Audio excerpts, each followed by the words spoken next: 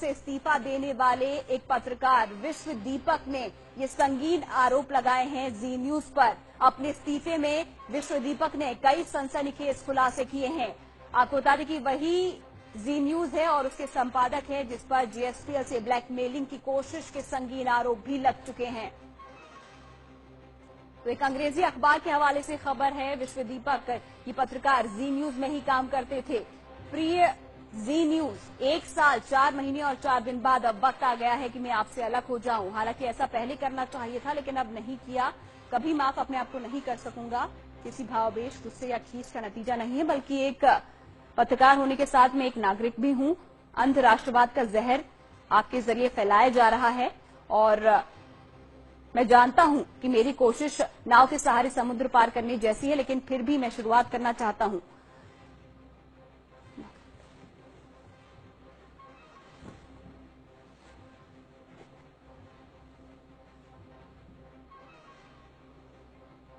मुझे अफसोस के साथ ये कहना पड़ रहा है कि इन तीनों पैमानों पर मैं संस्थान के तौर पर तुमसे जुड़े होने के नाते एक पत्रकार के तौर पर मैं पिछले 1 साल में कई बार फेल हो चुका हूं। तो ये है जी की पत्रकारिता। तो न्यूज रूम का कम्युनलाइजेशन हुआ है, ये आरोप लगाया है और मई 2014 के बाद से जब से मोदी सरकार बनी है कमोबेश हर न्यूज रूम का यही हाल हुआ है। लेकिन हमारे यहाँ स्थिति और भी भयावह है। आखिर ऐसा क्यों होता है? हर खबर को मोदी एंगल से जोड़कर क्यों लिखवाया जाता है? हर खबर के पीछे एजेंडा, हर न्यूज शो के पीछे मोदी सरकार को महान बताने की कोशिश, हर बहस के पीछे मोदी विरोधियों को शूट करने का प्रयास। कभी ठहर कर सोचता हूं तो लगता है कि पागल हो गया हूं। तो कितनी बातें कहूं। दिल्ली के मुख्यमंत्री अरविंद केजरीवाल के खिलाफ लगातार मुहिम चलाई गई और आज भी चलाई जा रही है। आखिर क्यों?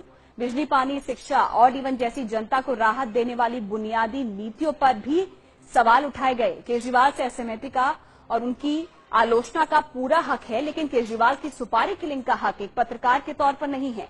केजरीवाल के खिलाफ की गई नेगेटिव स्टोरी की अगर लिस्ट बनाने लगूंगा तो कई पन्ने भर जाएंगे। मैं जानना चाहता हूं कि पत्रकारिता के बुनियादी सिद्धांत, तटस्थता का और दर्शकों के प्रति ईमानदारी का कुछ तो मूल्य है कि नहीं।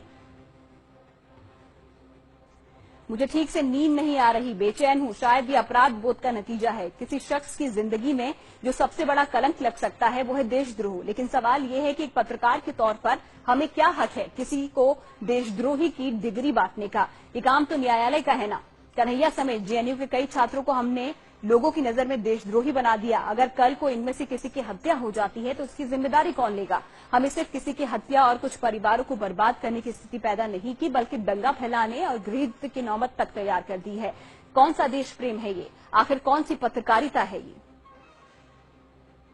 क्या हम बीजेपी या आरएसएस के मुखपत्र हैं कि वो जो बोलेंगे हम वही कहेंगे? जिस वीडियो में पाकिस्तान जिंदाबाद का नारा था ही नहीं, उसे हमने बार बार उन्माद फैलाने के लिए चलाया। अंधेरे में आ रही कुछ आवाजों को हमने कैसे मान लिया कि कन्हैया या उसके साथियों की ही ये आवाजें हैं? भारतीय कोर्ट जिंदाबाद को पूर्वाग्रहों के चलते पाकिस्तान जिंदाबाद सुन लिया और सरकार की लाइन पर काम करते हुए कुछ लोगों का करियर, उनकी उम्मीदें और परिवार को तबाह की कगार तक पहुंचा दिया। अच्छा होता कि हम एजेंसीज को जांच करने देते और उनके नतीजों का इंतजार करते।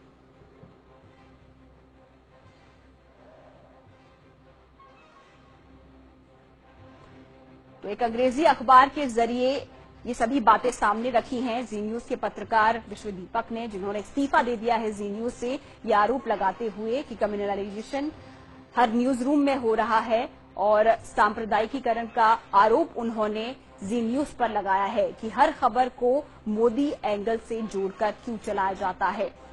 तो जी न्यूज की पत्रकारिता पर यहां पर सवाल उठाए हैं। साथ ही साथ ये भी कहा है कि आम आदमी पार्टी को हर बार घेरा यहां पर जाता है।